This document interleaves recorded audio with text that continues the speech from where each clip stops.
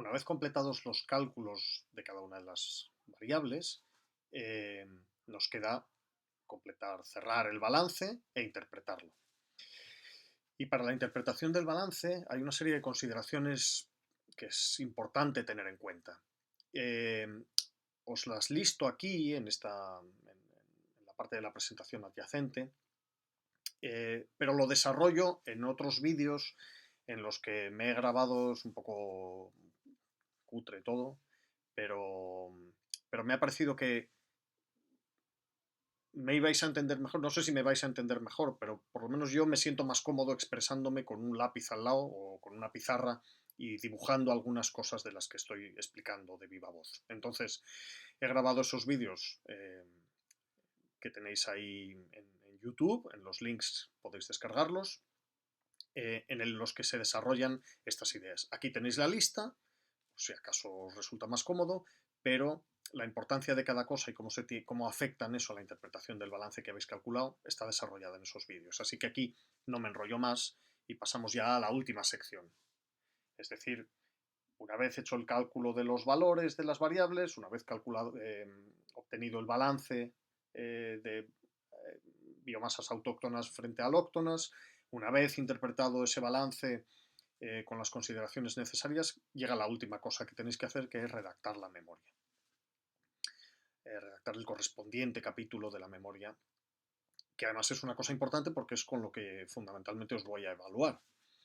Así que ya sé que hay unas instrucciones generales para la redacción de la memoria, pero precisamente son generales. Somos varios profesores de varias áreas distintas que os vamos a evaluar según lo que hayáis hecho en cada una de las áreas. Y yo creo que está bien, además, que haya una cierta diversidad, porque es bueno para vosotros.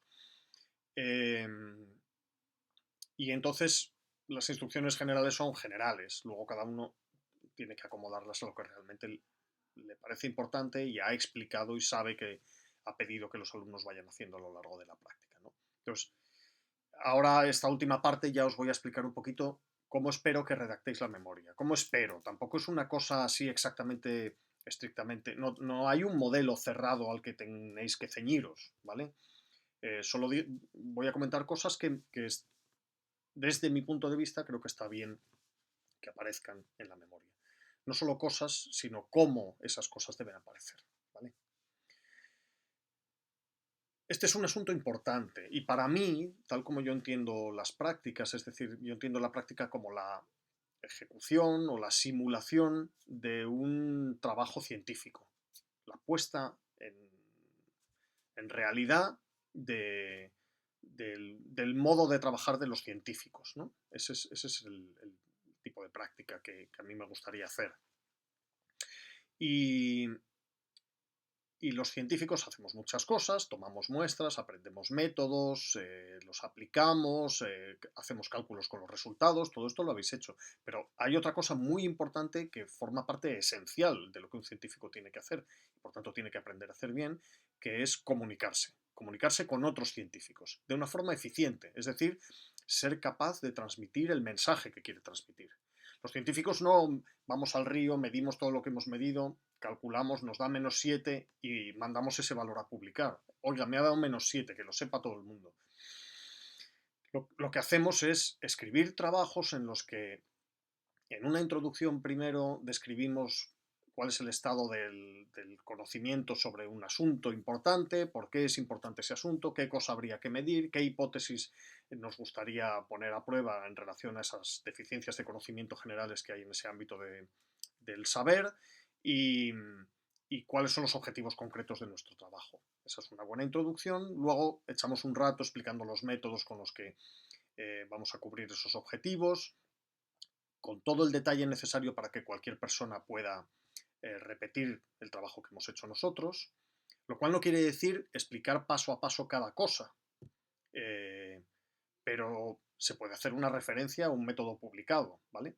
Es decir, no hace falta describir el método de Winkler cuando uno lo usa, basta con decir uso el método de Winkler con una referencia a qué método exactamente se utiliza, ¿no? Eh, y luego explicamos todos los resultados que hemos obtenido que son relevantes para la conclusión que queremos presentar.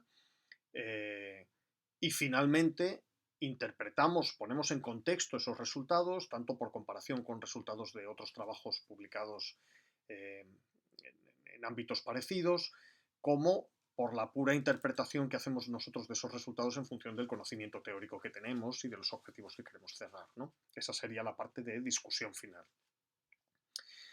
Es decir, hay todo un procedimiento reglado por el que nos comunicamos, por el que finalmente intentamos que nuestros colegas, la comunidad científica, reciban las ideas que nosotros generamos, que no es simplemente dar el resultado, sino que incluye todas estas cosas para que el resultado vaya acompañado con toda la interpretación y todo el contexto teórico necesario para que se pueda poner en valor, para que la gente que lo reciba diga esto es importante o no es importante, ¿vale? Luego voy a ir un poco más en detalle a esto, pero lo que quiero que veáis es que para mí el informe, la redacción del informe, el informe es una cosa que yo evalúo, pero la redacción del informe es un proceso de aprendizaje vuestro y por tanto es una parte intrínseca de la práctica para mí. Tanto como que aprendierais a usar la bureta para medir con el método de Winkler, ¿vale? Y lo es no solo para mí, sino que de nuevo me apoyo en Vision and Change, este programa de la AAAS y de la National Science Foundation. No es que sea la Biblia, pero a mí me ayuda, bueno, por no traer muchas cosas. Traigo uno y que ve uno de cierta referencia y que veáis que, bueno, parecen cosas que mucha gente considera importante. Ellos identifican una serie de competencias esenciales y conceptos centrales que todo biólogo debe aprender en una carrera universitaria y son 4 cosas, o sea que cada una debe ser bastante importante. Y una de las competencias núcleo es la habilidad para comunicar y colaborar con otras disciplinas. Y en concreto, entre esa habilidad para comunicar está la redacción científica, lo he marcado aquí en rojo con un óvalo. La redacción científica es una cosa esencial que debéis aprender, ¿vale? Y entonces, bueno, está bien que empecemos cuanto antes, ahora en primero. Luego volveré aquí, pero ahora voy a explicaros un poquito cómo debe ser esa redacción científica, qué cosas está bien que sepáis a la hora de enfrentaros a un papel en blanco, ¿no? Eh, ya digo que estos son cosas que se aplican, que me gustaría que aprendierais y forman parte de mi práctica. No quiero decir que tengáis que hacer siempre lo mismo o de la misma manera, ¿no? Pero sí quiero que lo sepáis porque ayuda a que no haya eh, digamos, desacuerdos entre lo que vosotros escribís y lo que yo tendré finalmente que evaluar. Bueno, no me gustaría, por lo que os estoy explicando, eh, que presentaréis una memoria de prácticas así a luz. Incluso el nombre memoria de prácticas me resulta incómodo, me resulta desagradable. Porque, claro, una memoria de prácticas podría ser que me contarais qué habéis hecho en las prácticas. Si me contáis lo que habéis hecho en las prácticas, pues va a ser un poco raro, porque va a ser, he estado viendo unos vídeos de un profesor que me ha dicho cómo se hacen las cosas y ya está. Esa es la realidad de lo que habéis hecho en las prácticas. Entonces he leído cosas, lo que sea, ¿no? Pero no es eso lo que yo me gustaría que se presentara. Es decir, más que una representación real, un recuento real de lo que habéis hecho, me gustaría que me contarais una historia inventada, que tiene que ser inventada este año. Hasta los datos son inventados. Hasta el uso de los aparatos es inventado por vosotros este año. Pues la memoria también tendrá que ser inventada, ¿no?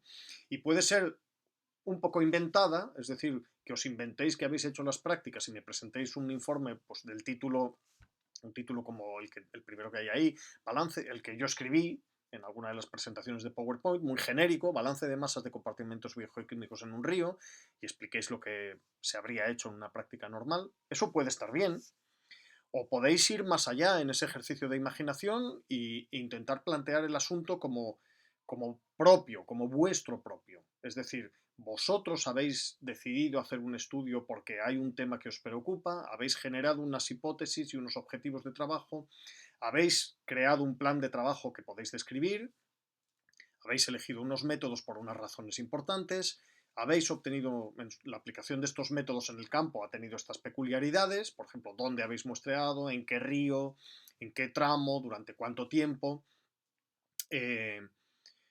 y con esos métodos aplicados en el campo habéis obtenido unos resultados que interpretáis de una cierta manera. Y eso da lugar a una simulación completa de un trabajo científico, que puede tener un título eh, que haga honor a todos esos detalles que contáis. Es decir, el título podría ser Dependencia alóctona del funcionamiento trófico del río Umia, o estacionalidad de los aportes, del balance entre aportes alóctonos y autóctonos en la estructura de la pirámide trófica del río Eo, ¿vale? Lo que queráis, algo que os inventáis una historia completa. En este caso, más que nunca, que la realidad no os estropee una buena historia. Lo que yo quiero es una buena historia que refleje no solo lo que habéis aprendido de los métodos, sino que también habéis aprendido esta técnica en ecología, que es la redacción científica. Y por tanto que simuléis una redacción científica completa.